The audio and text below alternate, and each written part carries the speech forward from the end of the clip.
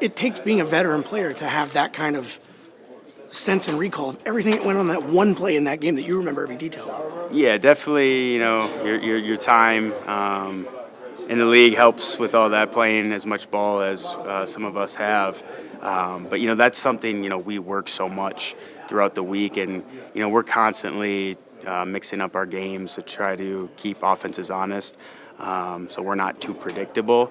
But sometimes, as you continue to practice these situations, like offenses will screw up too, just like defense will. And so when you have the opportunity to, in my opinion, just abandon the rush front and just go and get a freebie, like you got to capitalize on that, because it's just like when an offense sees a defense, blow a coverage, it's usually a big play. It's got to be a big play for us. How much do the top priorities and what you guys are going to go into thinking on Sunday change with a quarterback like Caleb Williams? He's not the only guy that can move and be mobile, but it's a weapon that not every quarterback has. How much do you have to tailor what's in your head every snap, knowing that guy back there can do what he can do? It definitely adds a little bit more stress to a defense. You have to be very disciplined in your rush plan to keep him contained in the pocket. And also on the back end for coverage, when a quarterback has a great ability to extend plays, get out of the pocket, you got to have that plaster awareness, because a lot of times you'll see receivers stair-step a DB or linebacker, and it'll be like a back shoulder throw, or they'll just take off running to the open spot in the field, and the quarterback will be able to find you if he doesn't have pressure in his face. So both the back end and the guys up front, we all got to be in tune with that. You have to get after rookie quarterbacks while you can, because they learn quick. I think so. I think they'll be prepared. It's obviously a very familiar team, and they're going to have a good idea of what we do. But I think whenever you can stress a quarterback, especially a young quarterback, bring pressure, get in his face, it's gonna cause problems for them. I'll say we've been getting comfortable with him in camp. He came in showing us what he could do with his arm. But like you said, the more reps, the more confident we are. Is there something to it's different under live fire? You can do it in reps, you can do it in preseason, but until you really get games going, is that really where it starts happening? Yeah, I'll say so. When the live bullets is flying and everything is kind of coming a little bit faster. Pause. But yeah, I'll say the more reps you get in the game, the more confident we are.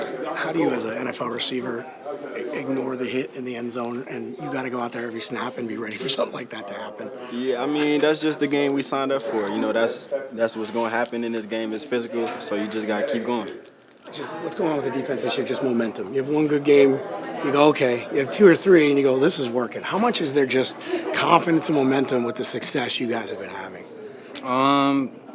We do try to stick together and make sure that we out there just balling together. So that's really the only thing out there. So we just make sure we all good in the locker room, we good on the field, good in practice, and good in the meetings, and then we go out there and just ball. Do priorities change when it's a quarterback like Caleb Williams? Still you got to play fundamental defense, but does whatever the number one important thing is change when you've got a guy like that can do so many different things? Yeah. And whenever they got premier players out there, so we got to focus on them and dial in and see what their play style is, and especially Caleb Williams. We never played him yet, him coming out as a rookie and stuff. So we're going to lock in on him and see what he got to do, and we're going to go out there and ball on him too. Every win, they just hang a 1 in the win column. Does it feel more when it's a divisional team?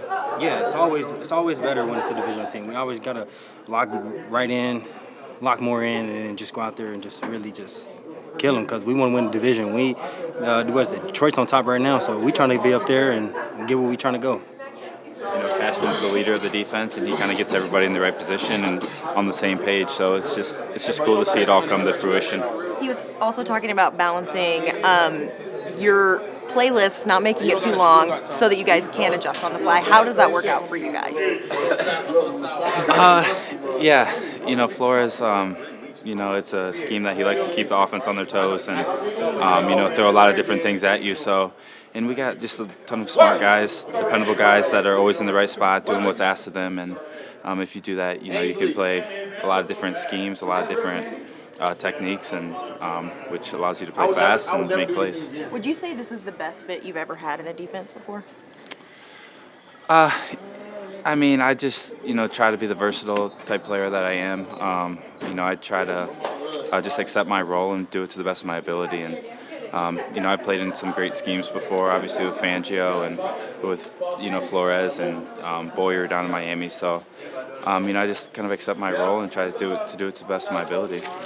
How much do you guys have to change just what priorities 1, 2, 3 might be when it's a quarterback like Caleb Williams, where that becomes a completely different facet of an offense compared to some other teams? Yeah, his mobility is, not talked about enough. He can escape the pocket and make a lot of plays with his legs. So, we got to rush accordingly and, try to, keep him in the pocket and have him make plays in there. Is it play-by-play where you have to almost remind yourself, like, don't let this guy get outside, or do you have to change your technique a little based on what he can do?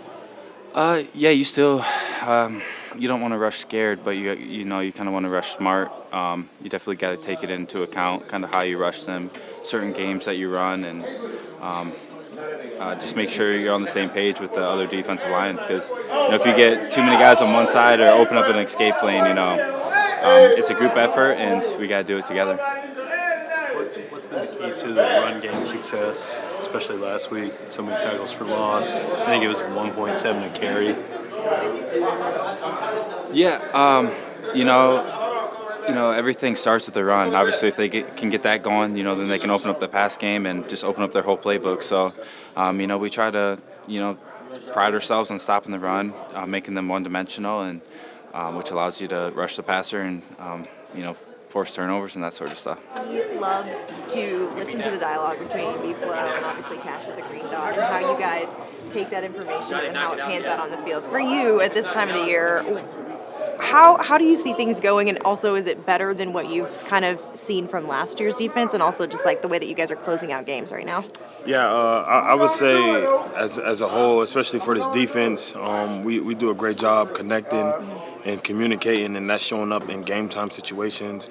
For us to be able to do the things we've done, like, internally in terms of like switching up schemes at halftime or being able to do this between different series, it's definitely been a big help, having the guys we brought in the free agency. It definitely feels like, we're a more connected group on the field. I think last year we were very connected off the field, but I think this year our connection is starting to show when we play, and a big reason why we've been able to pull out games and come through when the team needs us the most, and that's in the fourth quarter. He was also talking about how you're not letting the playlist. You're talking real spill, real spill, gang, real spill. He was also talking about how not letting the playlist get too long for you guys, because you have to balance out being prepared but also being able to adjust on the fly. How do you think that that's working out for you guys right now? Really good. It's allowing us to play fast, allow us to digest the call and then just see it and go.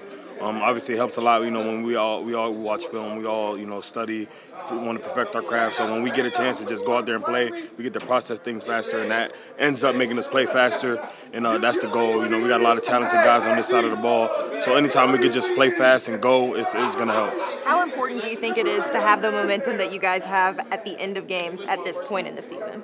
Really big. I think once December comes around, when you can just grab momentum and run away with it, that's when you're going to look up and see you're in a good spot heading into the postseason. And obviously, as a defense, we want to be able to maintain and get better throughout the year. And these games are crucial because these are leading up to December. If we can grab the momentum now, we don't ever have to give it back. So that's what the focus is, 1 week at a time, obviously. But we know the stakes, and we know we have to go take it instead of just going out there and hoping for the best. I'm sure going back over the time you played football, you've had some tough losses. The Bears have had 2, the Hail Mary and then the block, the field goal. That can go both ways, right? A team can fold, or they can kind of use that as motivation. And you're cognizant of that as all. You get ready to play the Bears, that this could be a team that knows they've been this close twice in the last 3 weeks. Yeah, this league is all about response. And when you have teams who go through situations like that, test of adversity, it's always about response. And this is make or break for them. I don't want to call them desperate, but it kind of is. They're trying to figure out, what this team is going to look like for them, what this year is going to look like. And when you have situations that call for dire needs, like Hail Marys and losing ways like that, you find yourself in a position where you either show up or you don't. And I think, on Sunday we're going to get their best, obviously, because I don't think, they think their season is done. There's still a lot of situations and possibilities that can pan out, so I don't see no reason for them to not go out there and play their hardest. The way you usually attack a rush, do you have to do anything different when he has the threat that he has to run? I think we all just got a rushing rhythm. If we all rushing in rhythm, then we'll handle everything we're supposed to do. And yeah, it's a big game this week. It's a division game, so every division game that's going to be a big time game. So we're gonna prep for that. As somebody who only ever played on the offensive side of the ball, tell me about rushing with rhythm. What does that mean? Rushing with rhythm just means you're in rhythm with everybody on the line who you're rushing with. Like y'all all working off each other, y'all all feeding off each other. It's just working together as one whole unit. When we do that, everything will be okay. How much has there been momentum, and not just with trust, but in the way you guys know if everybody does their job, it's going to work the way things have gone so far through 10 games this year? Yeah, it's just about trusting each other. Like I said, kind of just being in rhythm, in sync with one another. And when we're doing that, I feel like we're playing our best ball. Going to be say rookie quarterbacks, is that kind of frustrating because there's so many unknowns about a rookie quarterback? Not really. I mean, we treat everybody with the same respect, so we're gonna treat them the same way we would treat a veteran quarterback, and we're just gonna go out there and just do what we need to do. Reflect on the wait, the process, and finally getting out there on Sunday and sort of going forward from there. Yeah, super grateful to get out there and play football, man. It was a long break from whenever I didn't, leaving here last season. If anything, you just learn to appreciate being able to play football out there with the boys. Really happy with the performance. We got a team win, which is awesome. Definitely things to grow on. I think I'm only going to continue to get better as I continue to perfect my craft there on the right side. But really grateful for the opportunity, grateful for my teammates that were there for me throughout the week that supported me. The coaches believe in me, the whole deal. So just grateful for the offensive line as a whole for letting me step in there and play some ball. And I've heard you say exceptionally among those who supported you was Ed. Yeah, he just handled like a true pro, and not even just like a true pro, but as like a true friend.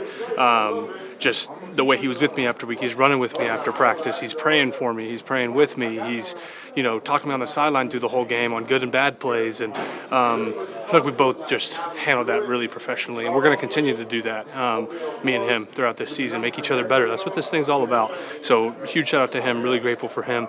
He's going to help me become better, and I hope I can do the same for him. Someone who has expertise in this position, what maybe do we need to understand about the difficulty in going from left side to a right side? It's the same position, but it's not. Yeah, I would say it's difficult, man, but at the same time, like, we're professionals and we're expected to do that, so I don't want to act like this is anything outside of what we're expected and the standard that we set here as the Vikings. So, yeah, it's not an easy thing to do. If anything, it's just had me learn to appreciate guys like Blake Brandel, guys that have played left tackle, left guard, right tackle in games. I mean, that's crazy, man, because just being able to do left guard and right guard and be able to flip-flop is challenging, and it takes a toll on your body in a different way, and you're using different hands on different blocks, and mentally you're flip-flopping everything. And, yeah, it's challenging, but it's the standard that we set here, and it's something that I'm really glad I've been able to do. It's something I've wanted to do in my career. I've always just kind of been that left guard, and it's been fun to make the switch.